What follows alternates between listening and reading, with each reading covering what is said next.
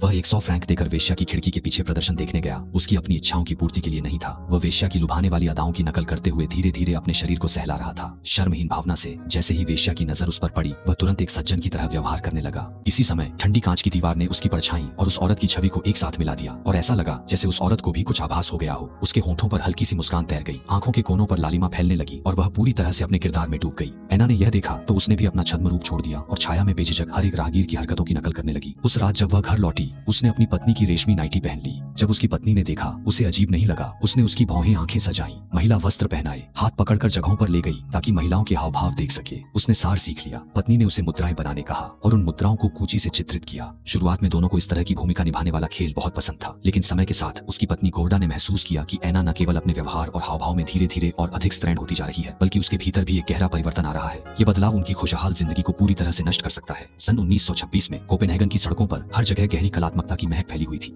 ऐना ने अपने गृहनगर एवालर दलदल के दृश्यों को चित्रित करके कला जगत में अपनी पहचान बनाई। उसकी पेंटिंग्स में उदासी और काव्यात्मकता से भरे रंगों ने उसे कला जगत में खूब सराहना दिलाई। हालांकि उसकी पत्नी गोर्डा भी एक चित्रकार थी, लेकिन उसके बनाए गए पोर्ट्रेट्स को कभी ज्यादा ध्यान नहीं मिला। यहाँ तक कि उसकी एक भी कृति को आर्ट गैलरी में जगह नहीं मिली। असल में उसकी चित्रकारी की तकनीक बहुत अच्छी थी, रंगों का इस्तेमाल भी बेहद निपुण था। बस उसने जिन मॉडलों को चुना वे हमेशा कुछ कमतर साबित हुए। इसलिए उस दिन उसने सलाह मानकर अपनी जोशीली, आकर्षक और सुंदर दोस्त उला को मॉडल के तौर पर आमंत्रित किया। लेकिन पेंटिंग पूरी होने से पहले ही उला को अचानक कोई जरूरी काम आ गया और वह नहीं आ सकी। अच्छी बात यह थी कि उसे सिर्फ एक पैर का क्लोजअप चाहिए था, इसलिए किसी और को मॉडल बनाना कोई समस्या नहीं थी। उसने अपने पति ऐना से मिन्नत की कि वह स्टॉकिंग्स और महिलाओं के जूते पहने, ऊपर से एक ड्रेस ओढ़ ले और अस्थायी मॉडल बन जाए। लेकिन उसे यह अंदाजा नहीं था कि इससे ऐना के भीतर छुपी हुई स्त्री सत्ता अचानक जाग उठेगी। शुरुआत में जब ऐना की लैंगिक पहचान पूरी तरह नहीं बदली थी, तो उसे सिर्फ महिलाओं की खासियत वाली ड्रेस को छूना अच्छा लगता था। लेकिन एक दिन उसने अपनी पत्नी की सिल्क नाइट गाउन को अपनी कड़क शर्ट के नीचे पहन लिया। हालांकि यह बात जल्दी ही उसकी पत्नी को पता चल गई, लेकिन ऐना को न तो कोई शर्म महसूस हुई, बल्कि जब उसकी पत्नी ने हैरानी जताई तो उसने बेझिझक उसकी ड्रेस की तारीफ कर दी। इससे उसकी पत्नी को लगा कि शायद ऐना उनके वैवाहिक जीवन में कुछ नया रोमांच लाने की कोशिश कर रही है। इसलिए उसी रात के संबंध में पहली बार उसकी पत्नी ने जूदोंग भूमिका निभाई, जबकि ऐना संतुष्ट होने के बाद मीठी नींद में डूब गई। उसे बिल्कुल भी पता नहीं था कि उसकी नींद की मुद्रा कितनी कोमल और आकर्षक थी, जिसे उसकी पत्नी ने कागज पर उकेर लिया था। अगली सुबह जब वह नींद से जागी तो उसने खुद को एक महिला के रूप में बनी स्केच को देखकर गहरी सोच में डूब गई। जब वह और अधिक उलझन और असमंजस महसूस कर रही थी, तभी गोएडा ने अचानक उसे कलाकारों की पार्टी में आमंत्रित कर लिया। शुरुआत में वह मानना नहीं चाहती थी, क्योंकि उसे लगता था कि लोग उसकी कला को सच में नहीं समझते, बल्कि सिर्फ उसकी प्रसिद्धि के लालच में है। लेकिन गोएडा न केवल अपने फैसले पर अडिग रही, बल्कि उसने यह भी सुझाव दिया कि वह महिला के भेष में वहां जाए ताकि कोई उसे पहचान न सके। और इस समय वह खुद भी महिला के कपड़े पहनने के लिए उत्साहित थी, इसलिए आखिरकार उसने हाँ कर दी। इसी तरह गोएडा ने उसका मेकअप किया, उसके लिए महिला के कपड़े चुने, उसे महिलाओं की तरह चलना सिखाया। यहाँ तक कि जब वह पुरुष से महिला के भेष में थी तो उसे लिली कहकर पुकारा। पल भर में ही कलाकारों की पार्टी का दिन आ गया। हालांकि उसका मन घबराहट और बेचैनी से भरा हुआ था, लेकिन ऐना फिर भी गेटा के साथ सज धज कर डांस पार्टी में पहुंच गई और उनकी साझा दोस्त उला को छोड़कर किसी ने भी उसे ऐना के रूप में नहीं पहचाना। गेटा ने भी सबके सामने यही कहा कि वह ऐना की दूर की चचेरी बहन है। जहाँ तक ऐना की बात है, वह मानो पूरी तरह से लिली की आत्मा में समा गई थी। उसकी हर एक अदा में उस द्वार की कुलीन युवतियों की खासियत झलक रही थी। इसी वजह से कई पुरुषों की नजरें भी उस पर टिक गईं। लगातार मिलती तीखी नजरों का सामना करते हुए लिली सीधे जवाब देने की हिम्मत नहीं जुटा पाई और बस शर्माते हुए गेटा के पास ही छुपी रही। लेकिन अचानक गेटा को उसकी दोस्त ने बुला लिया और लिली अकेली भीड़ से बाहर आ गई। इसी समय एक आदमी ने हिम्मत करके उससे बात करने की कोशिश की। शुरुआत में वह सतर्क रही, लेकिन सामने वाला व्यक्ति माहौल को सहज बनाने में माहिर था और बहुत ही शालीन व सज्जनता से पेश आया। इसलिए जल्दी ही उसने अपनी सतर्कता छोड़ दी, यहाँ तक कि उसके साथ एक सुनसान कोने तक भी चली गई। बातचीत के दौरान उस आदमी ने खुद को एक रोमांटिक व्यक्ति बताया और लिली की तारीफ करते हुए कहा कि उसमें एक ऐसी खासियत है जो किसी और में नहीं है।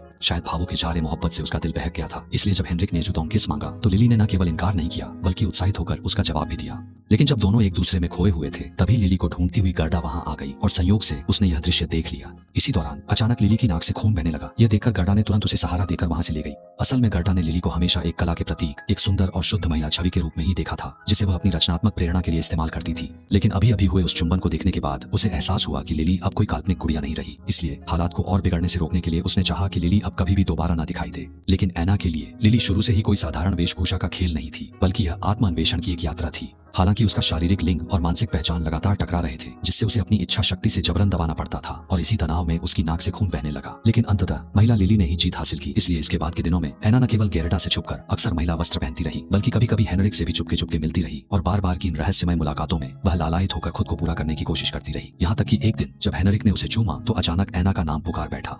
असल में हेनरिक जानता था कि लिली ऐना है। उसने इसका खुलासा इसलिए नहीं किया क्योंकि वह समझता था कि ऐना को महिला वस्त्र पहनना पसंद है और उसे ऐसे पुरुष पसंद थे जो महिला वस्त्र पहनते थे। लेकिन लिली भले ही शारीरिक रूप से पुरुष थी, खुद को हमेशा महिला मानती थी। इसी वजह से वह कभी कभी आईने के सामने खड़ी होकर अपने पुरुषत्व छुपा लेती थी और महिला आकृति की लालसा रखती थी। लेकिन हेनरिक की एक बात ने उसे फिर से उसके सपनों की दुनिया से बाहर निकालकर कठोर हकीकत में ला खड़ा किया। सच को सहन न कर पाने वाली लिली ने रोते हुए गेरदा के सामने सब कुछ कबूल कर लिया। उसने यह भी बताया कि बचपन में उसकी एक बार हैंस नाम के लड़के के साथ किस हुई थी।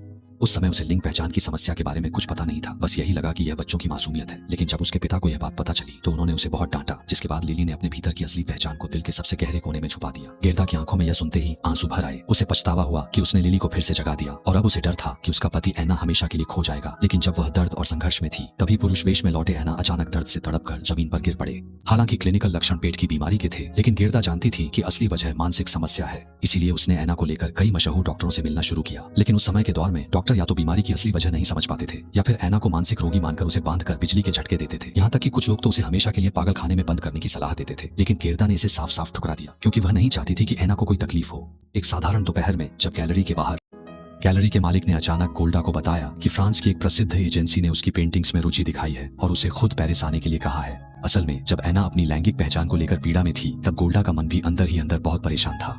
अपनी भावनाओं को कहीं भी नहीं निकाल पाने के कारण उसने लिली को अपनी रचनाओं में समेट लिया। सोचा भी नहीं था कि गैलरी के मालिक की सराहना मिलने के बाद अब पेरिस के साथी भी उसकी कृतियों में रुचि दिखाएंगे। शुरुआत में ऐना की चिंता के कारण वह पेरिस नहीं जाना चाहती थी, लेकिन जब उसने डॉक्टर की रिपोर्ट देखी तो उसे लगा कि ऐना को किसी अनजान शहर में घुमाने ले जाना शायद एक अच्छा इलाज हो सकता है। इसी तरह दोनों डेनमार्क से पेरिस आ गए। लेकिन ऐना की हालत सुधरने के बजाय और भी ज्यादा उदास और गुमसुम हो गई। यहाँ तक कि उसने अपनी सबसे पसंदीदा पेंटिंग भी छोड़ दी और हर दिन कमरे में सिमट कर खाली खाली बैठी रहती थी। उसे और अधिक डूबने से बचाने के लिए गेरदा ने आखिरकार हांस को ढूंढ निकाला। अब हांस एक कंपनी चला रहा है और उसकी जिंदगी भी काफी शानदार हो गई है। लेकिन कई साल पहले तलाक के बाद से वह हमेशा अकेला ही रहा है। ऐना की स्थिति जानने के बाद उसने पहले अफसोस जताया, फिर खुशी खुशी मदद करने की इच्छा जाहिर की। लेकिन जब गेरदा ने यह खबर ऐना को बताई और तीनों के साथ डिनर करने का सुझाव दिया तो ऐना के चेहरे पर भले ही मुस्कान थी, लेकिन वह तय समय पर मिलने नहीं आई। मजबूरी में गेरदा को हांस को घर लाना पड़ा और हैरानी की बात यह थी कि ऐना लिली के रूप में सामने आई। हालांकि सामने का दृश्य देखकर वह चौंक गई। आखिरकार लिली को देखे हुए काफी समय हो गया था, लेकिन गेरदा ने जल्दी ही अपने भावनाओं को संभाल लिया। फिर हांस को लिली से मिलवाया और हांस ने भी कोई अजीब प्रतिक्रिया नहीं दिखाई, बल्कि दोनों के अभिनय में साथ देने लगा। लिली ने स्थिति को देखकर सबसे पहले बोलना शुरू किया। शायद तुम्हें याद ना हो, लेकिन बचपन में हम एक बार मिले थे। बाद में ऐना ने भी मुझे तुम्हारे बारे में बताया था। उसने कहा था कि तुमने उसे चित्रकार बनने के लिए बहुत समर्थन दिया और तुम्हारे प्रोत्साहन की वजह से ही वह कुछ हासिल कर पाई। बस अफसोस है कि आज वह यहाँ मौजूद नहीं हो सकती। हांस ने ध्यान से सुनते हुए गंभीरता से जवाब दिया। अचानक गोल्डा ने दोनों की बातचीत को बीच में रोक दिया और शिष्टता से हांस से कहा, मैं तुम्हें ऐना के काम दिखाने ले चलती हूँ। लेकिन लिली ने तुरंत रोक दिया। मैं हांस के बारे में और जानना चाहती हूँ। यह जानना चाहती हूँ कि क्या वह शादीशुदा है। हालांकि हांस ने उसे जवाब दिया, लेकिन उसके बाद वह अचानक उदास हो गई और जल्दी से अपने कमरे में लौट गई। गोल्डा जानती थी कि लिली हांस को खो देने और भविष्य में कभी उसके साथ न हो पाने के कारण दुखी है। इसीलिए जब हांस लिली को दिलासा देने के लिए उसके पास जाना चाहता था तो गोल्डा ने न केवल समय रहते उसे रोक लिया, बल्कि विनम्रता से उसे वहां से जाने के लिए भी कह दिया। इसी दौरान शायद लंबे समय तक चले अंतर्द्वंद्व के बाद लिली ने आखिरकार अपने दिल की बात समझ ली, या फिर हांस के आने से उसकी पहले डगमगाती स्थिति मजबूत हो गई। कुल मिलाकर इस दिन के बाद लिली ने पूरी तरह से ऐना की जगह ले ली। शुरुआत में गोल्डा इसे स्वीकार नहीं कर पाई, लेकिन जब उसने अपने प्रियजन की ओर भी दृढ़ होती नजरें और दिन ब दिन बढ़ती मुस्कान देखी तो वह भी धीरे धीरे लिली की मौजूदगी की आदी होने लगी और अपनी तूलिका से लिली के हर हाव भाव को कैनवास पर उतारने लगी। लेकिन जब उसने अपनी एक एक कृति को लंबे समय से प्रतीक्षित अपनी व्यक्तिगत प्रदर्शनी में टांगा और अनगिनत प्रशंसा और सराहना पाई तो अकेलापन चुपचाप उसके पास आ गया। यहाँ तक कि उसके आसपास जितना ज्यादा शोरगुल होता वह खुद को उतना ही अधिक अकेला महसूस करती और आखिरकार अकेले ही रात की ओर बढ़ गई, तेज बारिश में खुद को भीगने देती हुई। असल में गोल्डा के दिल के गहरे कोने में वह अब भी चाहती थी कि उसका पति वापस आ जाए, वरना उसकी उपलब्धियों को साझा करने वाला भी कोई नहीं था। हालांकि लिली का रुख भी बहुत दृढ़ था। इसी तरह दोनों के बीच झगड़ा हुआ और वे नाखुश होकर अलग हो गई। बेबस गोल्डा बारिश में भीगती हुई हांस के पास पहुंची और उसके गले में थोड़ी सी सांत्वना ढूंढने की कोशिश की। गोल्डा को पहली बार देखने के बाद से ही हांस को उससे लगाव हो गया था, लेकिन क्योंकि वह अपने दोस्त की पत्नी थी उसने अपनी सीमाओं का पालन किया। यहाँ तक कि जब उसे पता चला कि ऐना शायद कभी वापस नहीं आएगी, इसी वजह से उसने गेरडा के सामने अपने प्रेम का इजहार करने की हिम्मत जुटाई। शुरुआत में गेरडा ने स्पष्ट रूप से इनकार कर दिया था, लेकिन अब उसे सच में सहारे की जरूरत थी, इसलिए उसने खुद ही उसके गले लगने का फैसला किया। अच्छी बात यह रही कि जब हांस और आगे बढ़ना चाहता था तभी उसकी समझदारी लौट आई और उसने कोई अपूरणीय गलती नहीं की। और जब वह घबराकर घर लौटा तो लिली भी अपराध बोध महसूस करते हुए अपना मेकअप हटा चुकी थी, महिला वस्त्र उतार चुकी थी और ऐना को फिर से लौटा दिया था। लेकिन बाहरी रूप को तो आसानी से पहले जैसा बनाया जा सकता है, मगर मन की हालत पहले जैसी होना मुश्किल है। चाहे वह पुरुषों के कपड़े पहने हो, ऐना की हर एक हरकत में लिली की अदाएं झलकती रहती थी। उस दिन वह आखिरकार खुद की पहचान को समझने की चाहत को रोक नहीं पाई, इसलिए अकेले ही लाइब्रेरी गई और लिंग से संबंधित साहित्य पढ़ने लगी। लेकिन पढ़ने के बाद भी उसे कोई सुराग नहीं मिला। और भी बुरी बात यह हुई कि घर लौटते समय उसे एक समलैंगिक पुरुष समझ लिया गया और 2 पूर्वाग्रही पुरुषों ने उसे बेरहमी से पीट दिया। लेकिन गेरदा को चिंता न हो, इसलिए वह अपने जख्मी शरीर के साथ सीधे घर नहीं गई, बल्कि थकी हारी हालत में हांस के पास पहुंची। हांस ने यह देख तुरंत उसकी मरहम पट्टी की और उसे प्रोत्साहित किया कि वह अलग होने से न डरे। आखिरकार फ्रांस में अलग होना ही सामान्य बात है।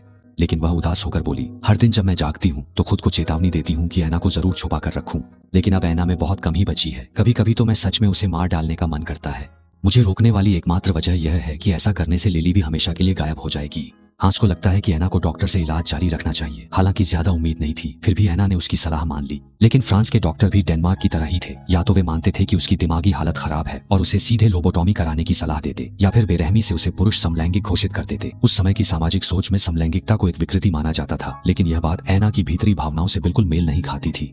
वह तो बस एक सच्ची औरत बनना चाहती थी। इतना ही नहीं, कुछ डॉक्टरों को शक था कि उसे सिजोफ्रेनिया है। वे उसकी सोच और व्यवहार को मानसिक बीमारी का लक्षण मानते थे और उसे जबरन मानसिक अस्पताल में बंद करने की कोशिश कर रहे थे। आखिरकार वह खिड़की से निकलकर ही इस मुसीबत से बच पाई।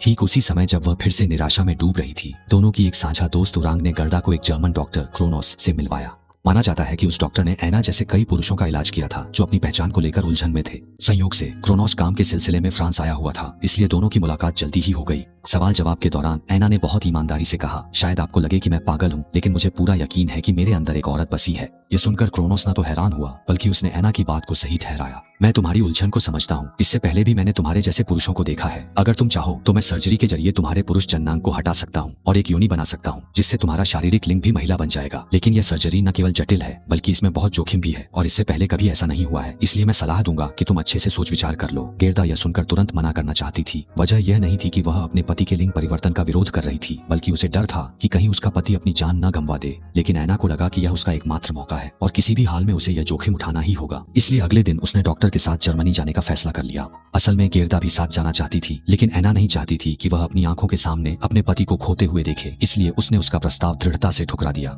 इसी तरह ऐना अकेले ही जर्मनी पहुंच गई और अगले ही दिन लिली की पहचान के साथ आत्मविश्वास से भरपूर होकर क्रोनोस डॉक्टर द्वारा स्थापित महिला अस्पताल में भर्ती हो गई।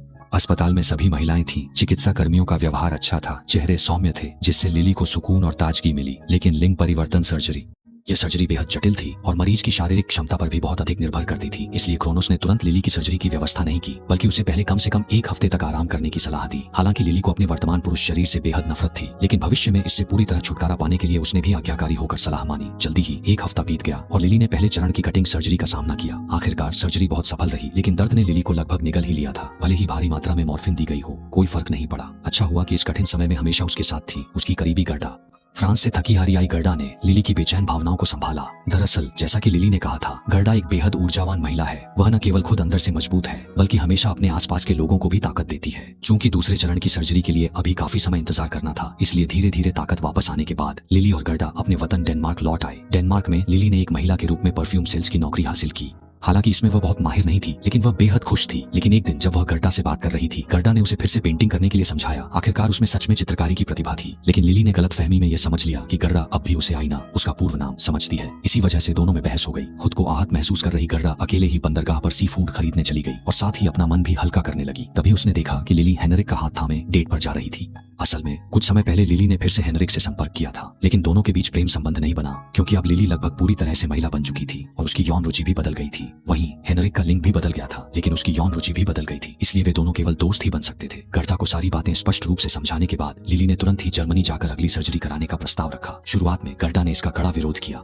क्योंकि लिली का शरीर अभी भी बहुत कमजोर था। वह घंटों तक की थकावट सहन करने की हालत में नहीं थी और उसके पास सर्जरी के बाद होने वाले संभावित संक्रमणों से लड़ने के लिए पर्याप्त प्रतिरक्षा शक्ति भी नहीं थी। लेकिन जब उसने लिली की दृढ़ता और उसकी आंखों में झलकती असहायता देखी, तो अंततः गर्दा ने लिली के साथ एक बार फिर जर्मनी जाने का फैसला किया। चूंकि यह पुनर्निर्माण सर्जरी बहुत जटिल और अभी पूरी तरह विकसित नहीं थी, इसलिए सर्जरी से पहले डॉक्टर क्रोनोस ने एक बार फिर लिली की राय पूछी। भले ही उसका जवाब अब भी वही था, लेकिन ऑपरेशन टेबल पर जाने से ठीक 1 रात पहले लिली आखिरकार फूट फूट कर रो पड़ी। लेकिन यह कमजोरी या डर के कारण नहीं था, बल्कि उसकी आत्मा एक नई सीमा पार कर रही थी। इस कहानी अतीत, वर्तमान और भविष्य के साथ घुल मिल गई थी, लेकिन अब उसे अपनी पहचान की उस संकरी पुलिया को अकेले पार करना था और उसके बाद वह एक संपूर्ण लिली दुनिया में जिएगी। अगले दिन जब तैयारियां पूरी हो गईं, लिली ऑपरेशन टेबल पर चढ़ गई, लेकिन जैसे ही सर्जरी खत्म हुई, वह तेज बुखार के कारण कोमा में चली गई। डॉक्टर क्रोनोस ने अफसोस के साथ गर्दा को बताया, बेहतर होगा कि आप पहले से मानसिक रूप से तैयार रहें, क्योंकि लिली के फिर से कभी न जागने की संभावना बहुत अधिक है। अच्छी बात यह रही कि गर्डा की एक दिन और एक रात की लगातार बिना थके देखभाल के बाद आखिरकार चमत्कार धरती पर उतर आया। जागने के बाद लिली ने सबसे पहले खुशी के मारे रोते हुए गर्डा से कहा, मैं आखिरकार पूरी तरह से खुद बन गई हूँ। अब तुम्हें मेरी चिंता करने की जरूरत नहीं है। बेशक तुम कह सकती हो कि तुम्हारा बदलना बहुत धीमा है और शायद तुम्हें मेरी चिंता न करने में बहुत समय लगेगा, लेकिन मैं और देहनेंग तुम्हारे जैसा प्यार पा सकते हैं। थोड़ी देर की चुप्पी और आराम के बाद उसने आगे कहा, कल रात मैंने एक सुंदर सपना देखा कि मैं एक शिशु हूँ। माँ ने मुझे गोद में लेकर लिली कहकर पुकारा। फिर मैं बड़ी होकर वयस्क बन गई,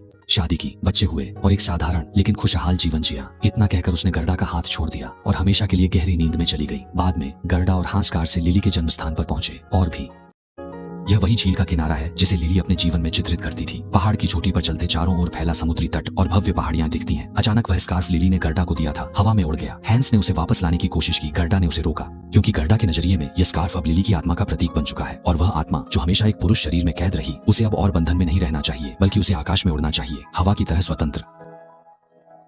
लेकिन द डेनिश गर्ल एक ड्रामा फिल्म है जिसका निर्देशन टॉम हूपर ने किया है और जिसमें एडी रेडमैन और एलिसिया विकेंडर मुख्य भूमिकाओं में हैं। यह फिल्म 2015 में रिलीज हुई थी। यह फिल्म डेविड एबरशॉफ के इसी नाम के उपन्यास पर आधारित है, जिसकी प्रेरणा दुनिया के सबसे पहले लिंग परिवर्तन सर्जरी करवाने वाले ट्रांसजेंडर व्यक्तियों में से एक डेनमार्क की चित्रकार लिली एल्बे के वास्तविक अनुभवों से ली गई है। लिली एल्बे का असली नाम आइनार वेगेनर था। वह मूलतः एक विवाहित पुरुष थे जिनकी मुलाकात पत्नी गर्डा वेगेनर से डेनमार्क के कोपेनहेगन स्थित royal academy of fine arts में हुई थी। दोनों चित्रकार थे, उनका जीवन मधुर था, वे एक दूसरे से जुड़े थे और आइनार करियर में भी सफल थे। यहाँ तक कि डेनिश आर्टिस्ट्स एसोसिएशन ने उनके लिए एक विशेष एकल चित्र प्रदर्शनी भी आयोजित की थी। एक बार एक संयोगवश आइनार ने अपनी पत्नी की पेंटिंग के लिए महिला मॉडल की जगह ली, महिला वस्त्र पहने और पहली बार लिली के रूप में सामने आई, और इस अनुभव ने उनके भीतर लंबे समय से दबे हुए महिला पहचान को जगा दिया।